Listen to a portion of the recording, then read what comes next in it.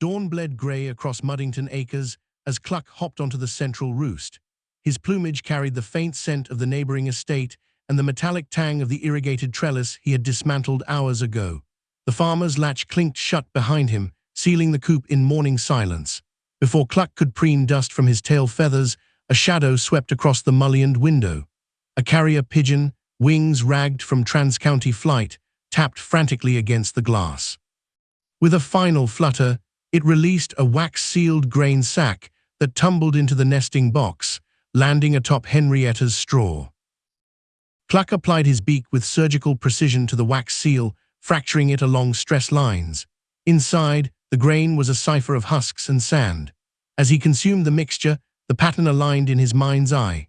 The coordinates resolved into a high-security luxury hotel on the coast, hosting a closed-door summit for an agri-mogul known to liquidate competitors via regulatory sabotage. This was no routine pest control. This was infrastructure warfare.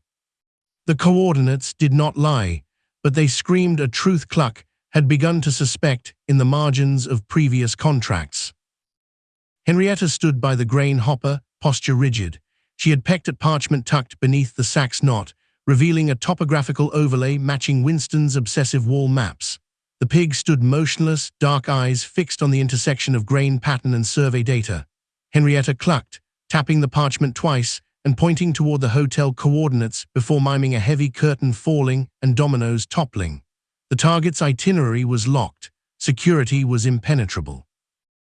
Cluck moved to the shadow of the feed bin. With wings spread wide, he wedged a modified tractor PTO clip behind his primary flight feathers, cold steel braced against his breastbone. Next came a malfunctioning irrigation timer, gears stripped but casing intact, ideal for jamming electronic locks if propelled with velocity. The loading dock loomed in his mind, dominated by steel roller doors and pressure sensors. Standard avian infiltration required stealth. Here, stealth meant death. A thud against the coop wall announced Gerald's arrival. The goat scrambled up the ramp, beard twitching with manic energy, chewing rhythmically on a length of rope. Cluck watched the beast with professional detachment. Gerald was a kinetic variable. The hotel's private security included K9 units trained to detect intruders by scent and movement. They could not be reasoned with, nor outmaneuvered by silence alone. They required a distraction so unpredictable that their algorithms would shatter. Cluck turned back to the briefing circle. He gave a low, rhythmic cluck, tilting his head toward Gerald. The goat, Henrietta's comb flicked in immediate understanding. She mapped Gerald's position and mimed a breach. Winston brayed approvingly at a red-inked circle around the hotel's service entrance on his wall map. Access denied to all but the heavy. The logic held. Only Gerald could breach the perimeter without triggering alarms, and only his chaotic trajectory could draw the K9s into confusion long enough for the Bantam to strike from the blind spot. Cluck ran the tactical calculation. The K9 units relied on rhythmic patrols and scent trails. A standard distraction would be neutralized within seconds. Gerald followed impulse, not rhythm. His chaotic trajectory was a random walk algorithm given flesh and hooves. If directed at the ventilation intake, Gerald's weight would trigger mechanical overrides, his bleating shattering acoustic sensors. Cluck adjusted the PTO clip, feeling the reassuring click of tension. He looked from Henrietta's knowing gaze to Winston's paranoid nod, finally settling on Gerald, who was now attempting to eat a wooden steak upright. The goat paused, looking back at Cluck with wide, vacuous eyes. Cluck's gaze hardened as he committed to the vector. The luxury hotel awaited, requiring a specific partner. He gave a single, sharp cluck. Phase 1 initiated. He would return to the coop once the mogul was removed, but for this mission, the Bantam required his chaotic ally. The luxury hotel stood between order and collapse, and only Gerald could bridge the gap. The heavy oak doors of the Blackwood Grand Hotel stood like a fortress against the encroaching twilight, but to Cluck Norris, they were merely another perimeter to be breached. He moved with practiced silence through the shadowed alleyways adjacent to the loading dock, his plumage blending seamlessly with the damp brickwork. Beside him, Gerald bounced with an energy that defied all logic for a creature of his size and species. The goat was already eyeing a towering stack of heavy-duty linen baskets near the service entrance, his eyes gleaming with unadventurous purpose. Cluck paused on the cobblestones, listening to the distant hum of the city and the rhythmic crunch of security boots further down the street. The patrol route was predictable, a comforting variable in an otherwise volatile equation. He gave Gerald a sharp, authoritative peep signaling readiness, but his companion was already lost in a world of his own making. With a sudden, violent leap that sent a shower of gravel skittering across the pavement, Gerald launched himself toward the linen stack. The sound was catastrophic, a deafening tier of canvas and straw that echoed off the hotel's marble facade like a gunshot. Two guards near the basement entrance spun around, rifles raised in alarm, shouting into their radios about a trespassing animal breach. Cluck did not flinch. He simply stepped over the resulting chaos, his yellow eyes tracking the blind spots of the automated security cameras sweeping the perimeter. To them, he was just another shadow, an inanimate object of no consequence. That was the beauty of the avian advantage. It relied entirely on the arrogance of his opponents. He approached the basement ventilation grate, slipping beneath it with fluid grace. Inside, the air was cool and smelled of ozone and polished concrete. The smart home control hub lay ahead, a tangle of fiber-optic cables and digital switches that governed everything from the ambient lighting in the penthouse suites to the automated catering trolleys on the ground floor. Cluck surveyed the wiring with the cold detachment of a surgeon mapping an operation. He identified the primary junction box where the irrigation timers interfaced with the building's environmental controls. It was the perfect choke point. His mind raced through the contingency matrices, calculating friction coefficients and pressure tolerances. A true professional never left anything to chance, even when working in the damp darkness of a subterranean utility corridor. Retreating back into the alley, he located Gerald, who was now happily dismantling a structural support beam with his teeth, while the guards frantically tried to corral him with nets and half-hearted shouts. The distraction was absolute. Cluck returned to the scattered remains of the linen baskets, pecking at the heavy canvas with precise, calculated strokes. He shredded the material into long, fibrous strips, gathering them in his beak to carry back to his workstation. From a high branch of a nearby oak tree, Henrietta watched the operation unfold. She was no longer merely an observer. Her role had evolved into that of a tactical coordinator. As Cluck prepared his makeshift circuit, she tapped a rapid, rhythmic sequence against a rusted window ledge below him. The Morse code PEX were sharp and clear, a silent warning of a security camera sweeping down the east corridor 3 seconds before its scheduled rotation. Cluck nodded imperceptibly, pivoting his body to stay in the blind spot just as the lens whirred into position. He worked quickly now, his wings manipulating the insulation with surprising dexterity. The irrigation timer, pilfered from a nearby florist's display, was wedged securely into the junction box. Cluck fed the shredded linen strips over the exposed contacts, creating a durable barrier against accidental shorts while maintaining the necessary conductivity for the signal. He connected the primary tripwire to the remote control of the automated catering trolleys stored in the lower kitchen bay. Every movement was deliberate, every connection verified. The circuit was fragile, dependent on a cascade of mechanical failures that would look like an unfortunate series of coincidences to any investigator. Gerald let out a triumphant bleat as he successfully toppled a heavy potted palm onto the pavement, sending the guards scrambling for cover in a panic that bordered on hysteria. Cluck finished securing the final insulation strip and stepped back into the shadows. The primary tripwire was successfully routed and insulated, with Gerald actively causing structural damage to distract personnel. The stage was set. Now all that remained was for the curtain to rise. Cluck's claws clicked against the damp concrete as he threaded a length of braided twine through the irrigation timer trigger mechanism.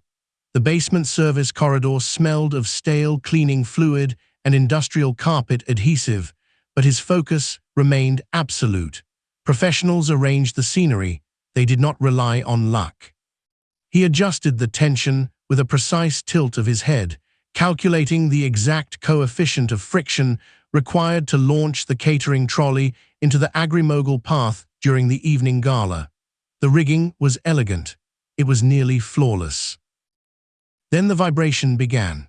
A low mechanical whine echoed from the service entrance, rapidly escalating into a rhythmic chugging that rattled Cluck's teeth. He froze, wings instinctively tucking close to his flanks. Through the heavy steel door, a blurred shape pushed a wheeled cart of overgrown privet. A hotel gardener, humming off-key and utterly oblivious to the subterranean operational theater, unleashed a battery-powered hedge trimmer directly against the load-bearing wall adjacent to Cluck's primary tripwire. The vibration traveled through the masonry like a seismic threat. If the twines snapped from the resonance, the entire sequence would collapse into harmless agricultural debris. Cluck did not panic. Professionals adapted. He scurried toward a discarded maintenance crate, his claws finding purchase on a rusted tractor clip left behind by yesterday's delivery van. With surgical precision, he hooked the clip over the twine and wedged it against an exposed rebar stub. The metal bit into the fiber, absorbing the tremors before they could reach the timer gear. The hum from the garden trimmer continued, but the rigging held firm. Phase 1 was stabilized. A sudden scrape of hooves on concrete broke his concentration. Cluck turned his head slowly, crest feathers lifting, as he registered a white-furred mountain of chaotic energy waddling past a stack of linen bins. Gerald had somehow breached the perimeter through the loading bay grate. The goat stared at a heavy junction box mounted near the ceiling, its indicator lights pulsing with a steady hypnotic blue glow. A thick bundle of primary cables fed directly into it, humming with enough voltage to power a small municipal grid. Gerald's eyes dilated. He stepped forward, mouth parting in that characteristic bovine curiosity that always preceded structural damage. The agricultural timer was not the only priority now. Cluck launched himself across the corridor, wings flapping in tight controlled arcs until he landed squarely on Gerald's shoulder. The goat bleated in surprise, jerking his head. Cluck ignored the momentum and delivered a sharp, calculated peck directly to the sensitive spot behind Gerald's left ear. It was purely tactical. Gerald yelped, stumbled backward, and completely forgot about the humming cables as he turned his attention to a discarded bread wrapper near the wall. Seizing the microsecond of reprieve, Cluck pivoted back to the irrigation control panel. He hopped onto the metal casing, pecking rapidly at the dial adjustment lever. The timer was calibrated for a 30-minute delay, but the gala seating schedule had shifted. He rotated the dial 2 clicks forward, synchronizing the activation window with the exact moment the target would step onto the decorative plaza. A professional never left his equipment to chance. His work was interrupted by the distant rumble of heavy engines idling outside. Tires crunched on wet gravel. Engine blocks coughed into life. Cluck's head snapped toward the steel door. The Agri-Mogul convoy was arriving early. Through the narrow ventilation slats, he could already hear the sharp bark of orders and the heavy thud of armored boots hitting pavement. The operational window had just collapsed. Cluck did not hesitate. He dropped from the panel and scrambled behind a towering stack of reinforced plastic crates near the service elevator. He pressed himself into the shadowed gap, wings folded tight against his ribs, breathing shallow and silent. A moment later, the steel door groaned open. 3 beams of tactical flashlights cut through the basement gloom, sweeping across concrete pillars and coiled cables. Heavy boots echoed in synchronized rhythm as a private security detail breached the service area, moving with practiced lethality toward the gala suite. Cluck remained perfectly still, a feathered statue waiting for the corridor to clear. The heavy ceramic planter had pinned his left wing against the cold steel of the smart home control hub, a tactical setback of considerable inconvenience. Cluck Norris pressed himself flat, every feather flattened by necessity rather than fear.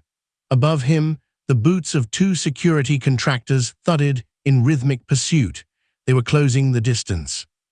The corridor beyond the open service door had been his intended exfiltration vector, but a careless scuffle with a potted fern had collapsed the decorative display directly onto his escape route. He was pinned, cornered, and technically trapped. A professional assessment would demand immediate abandonment of the asset. Cluck's internal monologue remained as crisp as frost on a winter morning. Abandonment was for amateurs. True operators rearranged the scenery until the scenery rearranged itself around them. His right wing remained free, his beak remained sharp. He angled his head toward the irrigation timer mounted beside the hub primary relay. The device was plastic, cheaply molded, and utterly reliant on a series of interlocking gears that governed the basement's sprinkler network. Cluck struck. His beak became a piston, pecking the manual override with metronomic precision. Click, click, click. He adjusted the dial, forcing the timer into a continuous overdrive cycle before retreating his head a fraction of an inch.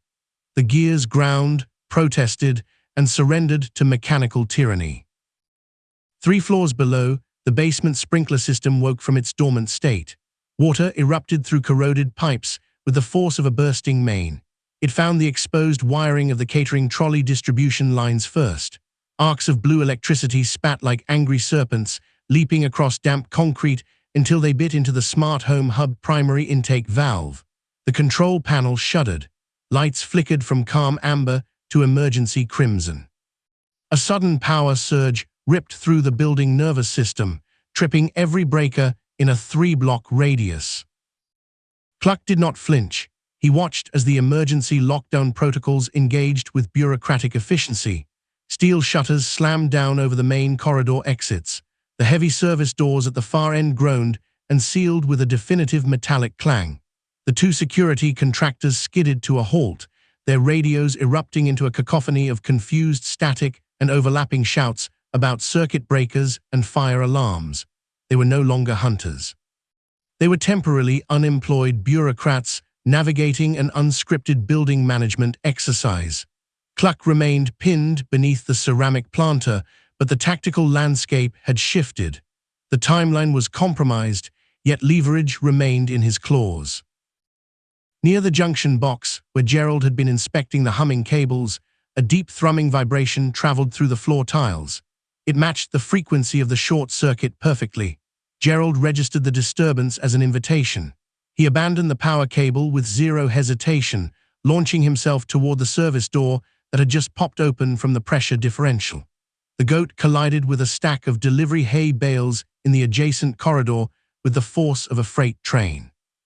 Bales scattered, rolling across the polished floor like chaotic bowling pins, crashing into wall-mounted directories and sending fire extinguishers clattering to the ground. Through the commotion, Cluck focused on the structural weak point of the planter base. It was molded plastic, designed to look like stone but possessing the tensile strength of a dried leaf. He aligned his beak with a hairline fracture near the mounting bracket and struck again. Once, twice. The material groaned, then fractured with a satisfying snap. Cluck wriggled his wing free. He took stock of the situation. The smart home hub was partially compromised, its screens cycling through error messages and diagnostic loops. Security personnel were entirely confused by the lockdown, shouting orders that no one could hear over Gerald's enthusiastic chewing of a velvet rope stanchion. Cluck had freed himself just as the secondary lockdown doors began their slow, hydraulic descent. He slipped through the widening gap beneath the closing barrier, his wings tucked tight against his body. The service corridor offered a clear path to the lower loading docks.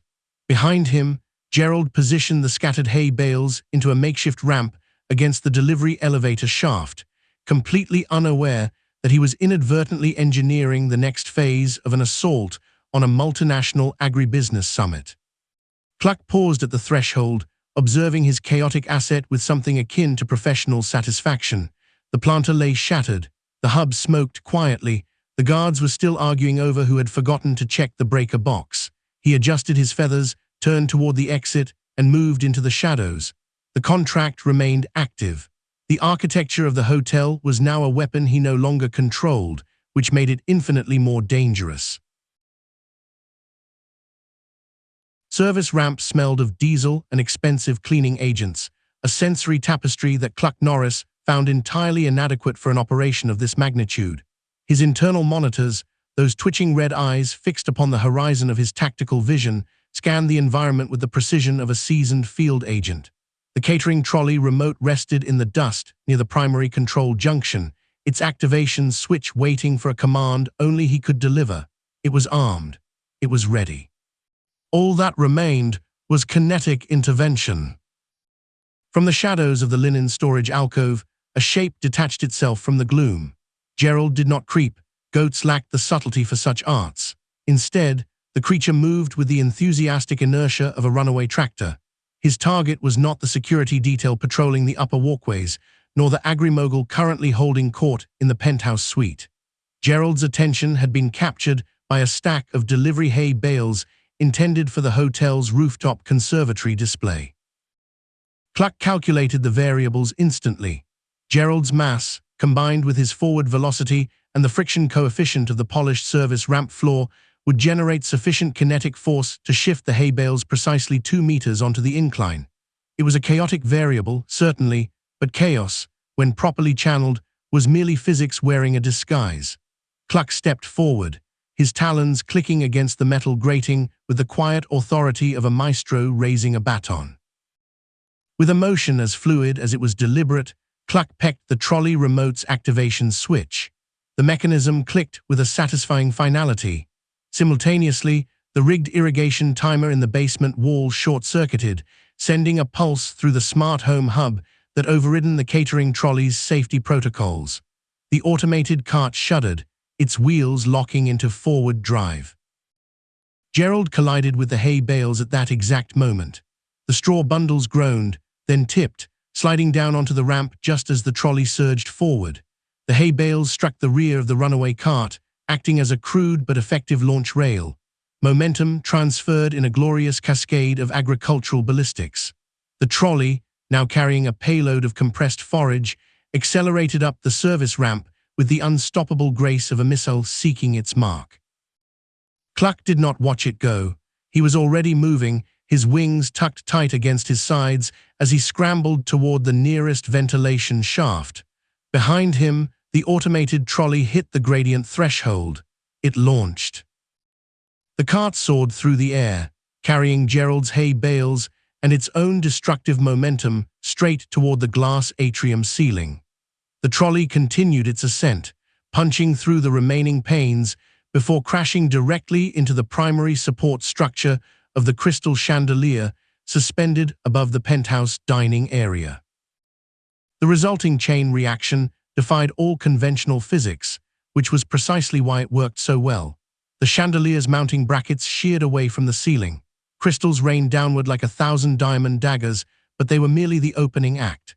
The structural collapse triggered the emergency release on the automated whipped cream dispensers installed for the evening's dessert course. Tons of aerated dairy launched into the air, coating the room in a suffocating layer of confectionery foam. The agri-mogul and his security detail stood no chance against an avalanche of glass and pastry cream. The alarms began to blare, their wailing harmonizing with the settling dust and drifting whipped cream clouds. Cluck slipped through the ventilation shaft, emerging onto the hotel's upper roof just as the emergency response teams converged on the atrium below. He landed on the gravel surface, his comb ruffled by the wind of escape. With methodical efficiency, he shook dirt from his feathers, restoring his plumage to its standard operational gloss. There were no lingering looks back at the chaos. Professionals did not gloat. They documented, retreated, and prepared for the next contract. The elimination was confirmed. The trajectory had been flawless. Cluck Norris adjusted his mental dossier, noting the successful integration of livestock dynamics into high-stakes infiltration, and vanished into the night, leaving only the distant sound of sirens and a thoroughly compromised hospitality suite in his wake. Dawn bleached the horizon over Muddington Acres, washing the farm in pale grey light. Cluck stepped from the shadow of the hedgerow, his feathers still carrying the faint, sugary scent of high-end confectionery that clung to the plumage of any bird unfortunate enough to witness a cascading sugar-glass catastrophe. He landed silently on his familiar roost, shaking his legs with practiced efficiency to dislodge microscopic debris from his talons. The mission was over. The target had been neutralized via a complex interaction between automated catering logistics and dairy-based ballistics. Cluck felt no thrill, only the cool satisfaction of a vector completed. Farmer McGregor was already at the coop door, wrestling with a bucket while muttering to the dawn. He stopped dead as he spotted Cluck, his eyes widening not at the assassin, but at the mess encroaching on the perimeter. "Cluck, look what I found by the south fence," the farmer gestured wildly with a trowel. "A drift of whipped cream and shards of glass. I'm telling you, that rogue bakery truck is out again. Must have swerved to avoid Gerald and careened into the drainage ditch. Unbelievable negligence." Cluck offered a casual peck at the floorboards, his internal assessment noting the proximity of the dairy residue to the perimeter sensors. The farmer's attribution to a bakery truck was convenient. Cluck preferred it that way. Innocence was the best camouflage, even when wrapped in meringue. From the adjacent paddock, Gerald chewed loudly on a length of wire fencing, entirely unbothered by the diplomatic incident his presence had likely precipitated. The goat's chaotic neutrality served as perfect alibi. Who could suspect the architect of an international collapse was currently gnawing on galvanized steel? Near the water trough, Winston the pig lay on his side, snorting with vindication. "Aerial dairy weapons, I warned you. Foreign poultry syndicates deploying confectionery ordnance to destabilize our grain reserves. The evidence is in the foam." Henrietta moved past Cluck without hesitation. Where weeks ago she might have clucked a query of suspicion, now she simply nudged a cluster of premium quinoa and dried mealworms toward his beak. It was a silent transfer of resources, an acknowledgement of risk mitigated. Her amber eye held no doubt, only the sharp focus of an operational ally who understood that Cluck's absences were investments in their collective security. The farmer propped his tablet against the fence post to free both hands for the cleanup. The screen pulsed with a morning news feed. They gathered close, heads tilted, as the broadcast crackled through the tinny speaker.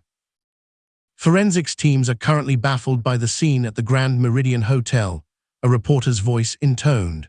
"Service entrance cameras captured a massive structural collapse involving a catering trolley and decorative chandelier, yet the only biological trace leading away is a series of avian footprints.